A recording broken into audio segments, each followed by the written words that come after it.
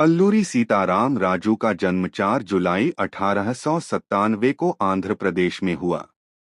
औपचारिक शिक्षा केवल हाई स्कूल तक ही मिली, लेकिन वे एक असाधारण ज्ञानपिपासु थे।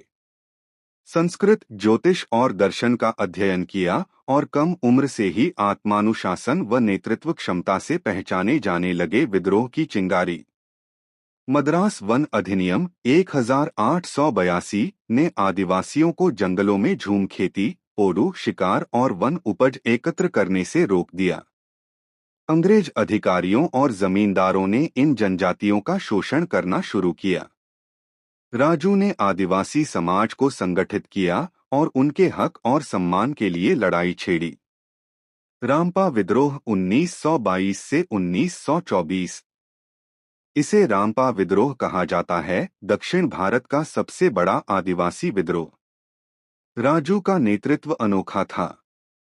वे गांधी जी के असहयोग आंदोलन का समर्थन करते थे, लेकिन मानते थे कि केवल हथियारबंद संघर्ष से ही स्वतंत्रता मिलेगी। उन्होंने पुलिस चौकियों पर छापे मारे और वहां से हथियार और गोला बारूद छीनकर आदिवासियों को सशक्त किया। उनके हमलों से अंग्रेजों में डर फैल गया और उन्हें दबाने के लिए विशेष फौजें तैनात करनी पड़ी। नेतृत्व और जननायक की छवि। आदिवासियों के लिए मसीहा बन गए। वे उन्हीं के बीच रहते, उन्हीं का खाना खाते और उनके दुख सुख में सहभागी होते। उन्होंने वादा किया कि अंग्रेजों को हटाकर वे जमीन और जंगल का अधिकार फिर से आदिवासियों को दिलाएंगे। इसी वजह से उन्हें मन्या वीरुडु, जंगल का वीर, कहा गया। गिरफ्तारी और शहादत।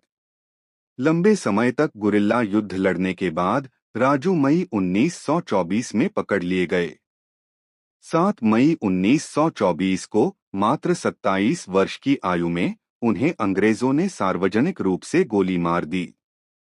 उनकी शहादत ने उन्हें आदिवासी गर्व और स्वतंत्रता संग्राम का प्रतीक बना दिया। क्यों कहा जाता है जनजातीय मसीहा? क्योंकि राजू ने अपना जीवन आदिवासियों के अधिकार, संस्कृति और सम्मान की रक्षा के लिए समर्पित कर दिया। उन्होंने आध्यात्मिकता और क्रांतिकारी संघर्ष को जोड़ा और आदिवासियों को लड़ाई को पवित्र मानने के लिए प्रेरित किया। उनकी लड़ाई ने उन समुदायों को आवाज दी जिन्हें अक्सर इतिहास में अनसुना कर दिया गया।